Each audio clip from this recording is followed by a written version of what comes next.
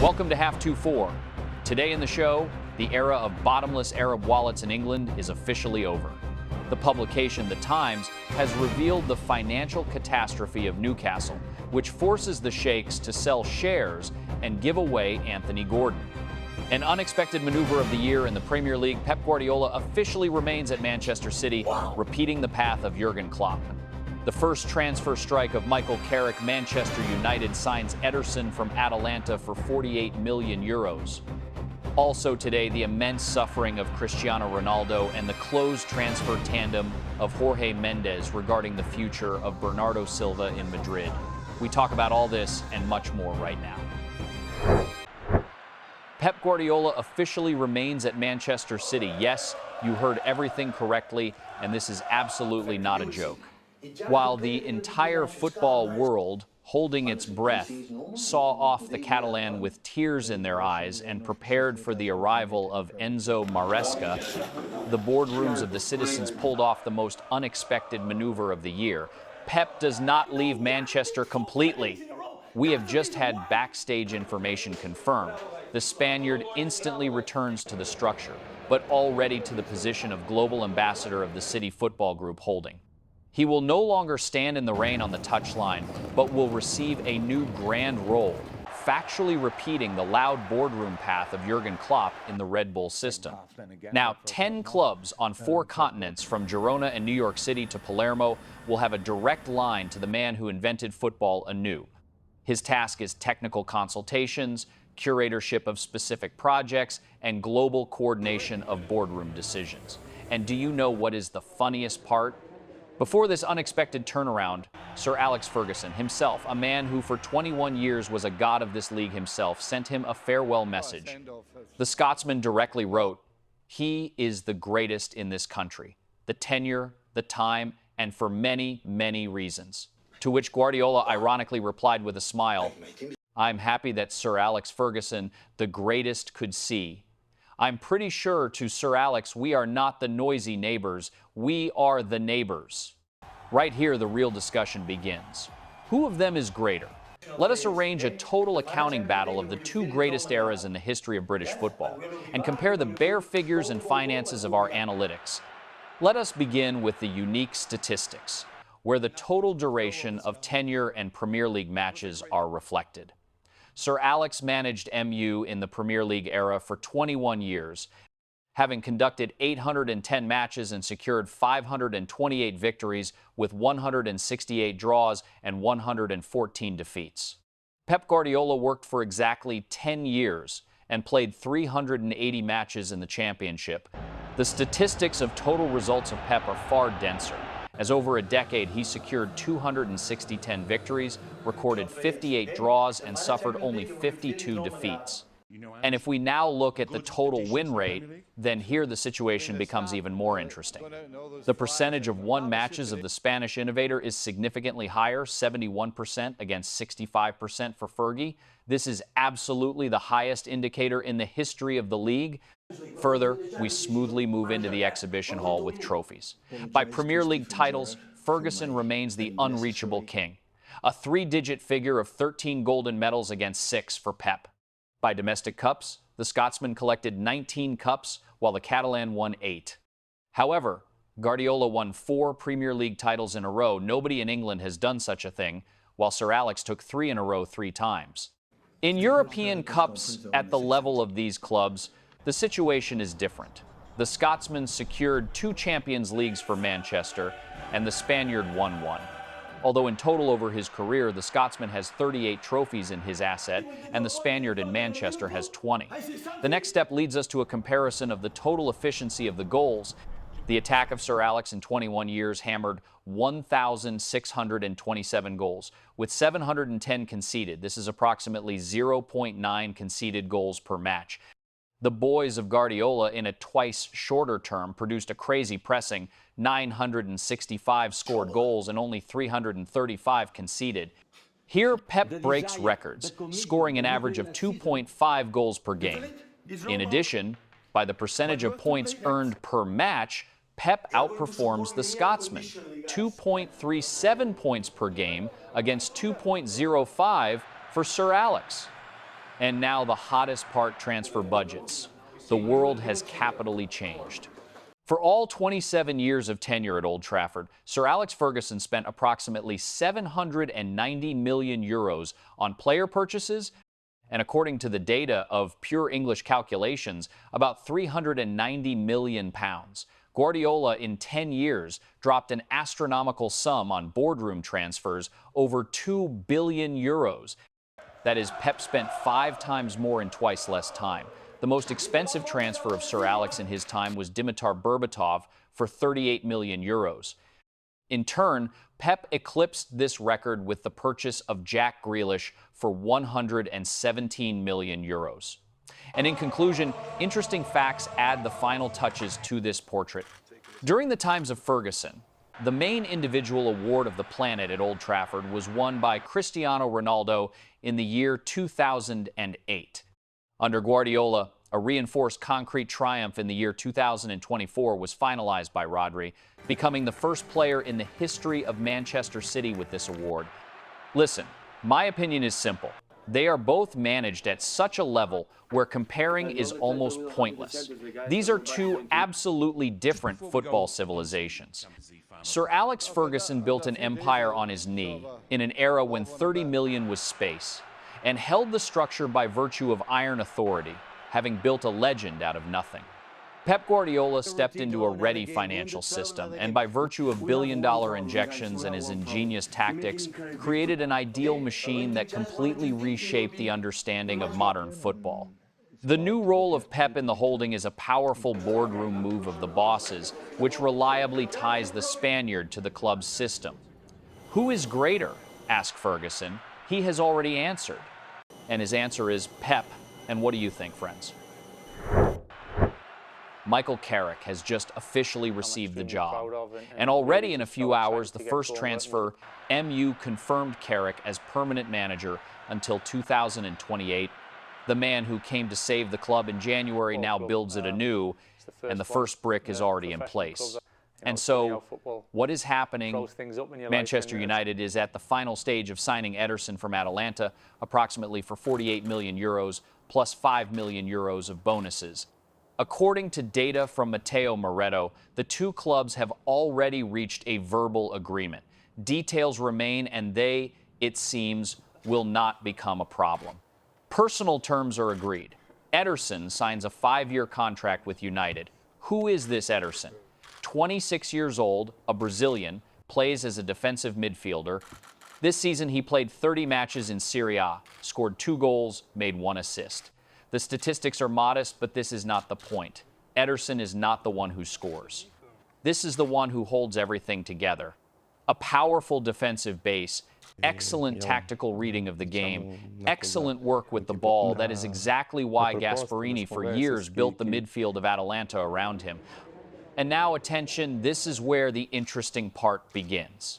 Both Atletico Madrid and Arsenal went after Ederson. Atletico even agreed personal terms with him, but negotiations with the club reached a dead end. United entered more quietly and, it seems, took him.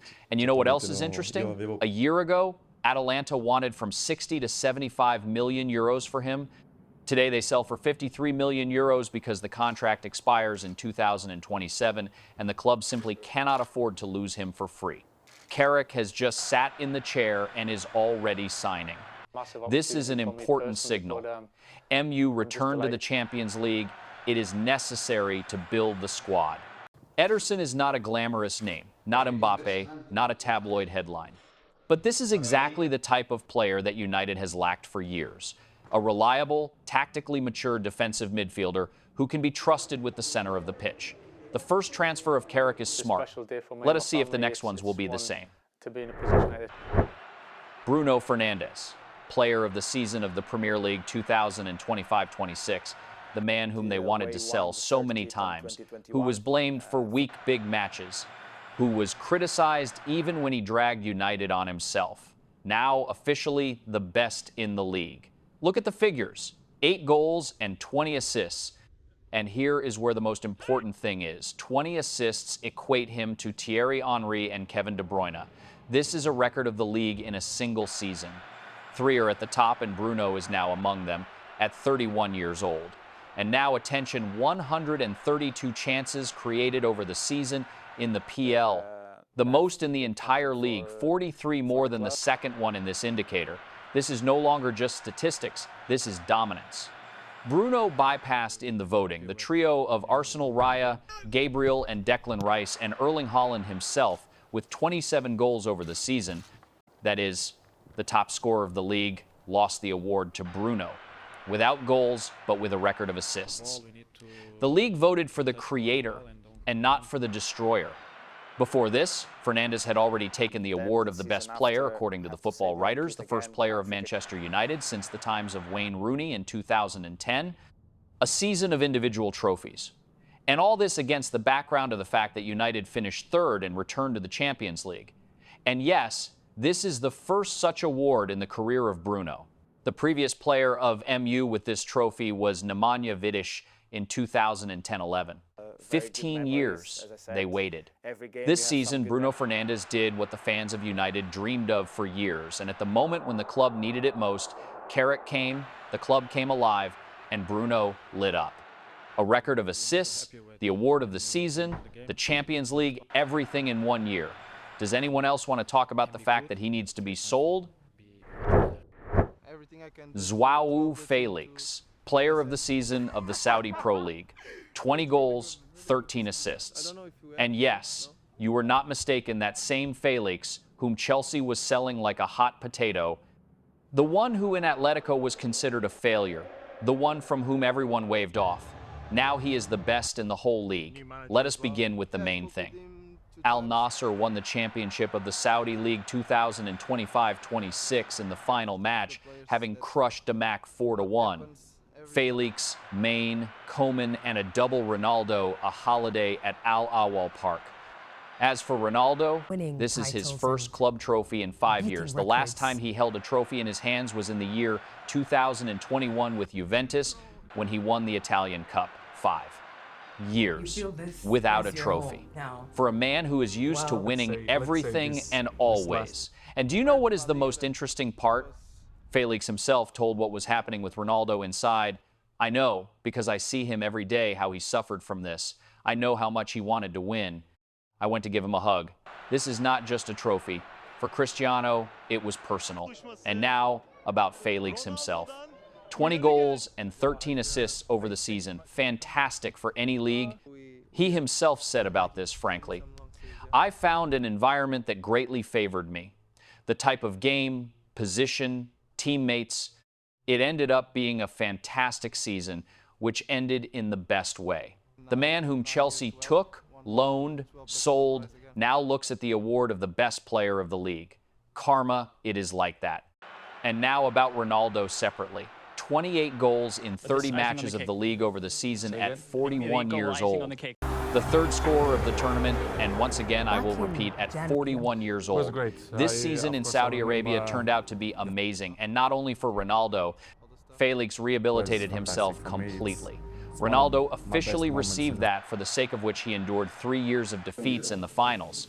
And now both are flying to the World Cup. Portugal will play with DR Congo, Uzbekistan, and Colombia in the group stage. If they collect that same joy, it will be very interesting. Bernardo Silva, 31 years old, 9 seasons at Manchester City, 6 championships of the Premier League, the Champions League, and this summer he goes as a free agent, for free. This is one of the biggest transfers of the season, and no club has yet paid a single euro. So, a queue of those willing? Barcelona, Juventus, Chelsea, Milan, everyone is already spinning around Jorge Mendes. But right now there is one favorite, and that is Atletico Madrid. Why exactly Atletico? Griezmann is going to the MLS, and Simeone is looking for a star replacement who will pick up the role of the attack leader. Silva fits. Ideally, he plays equally comfortably on both flanks, in the center of the pitch, and even as a second striker. Universality plus leadership plus 0 euros of transfer spend, an ideal formula for Atleti. Mateo Moretto confirms Bernardo really likes the idea of living in Madrid. Atletico is pressing, constantly goes out to Mendes and convinces everyone involved. But there is a nuance. The salary can become a problem. Silva will have to agree to less money than he received at City. And here is where the real intrigue is. Barcelona remains a romantic option. Silva for years dreamed of getting there.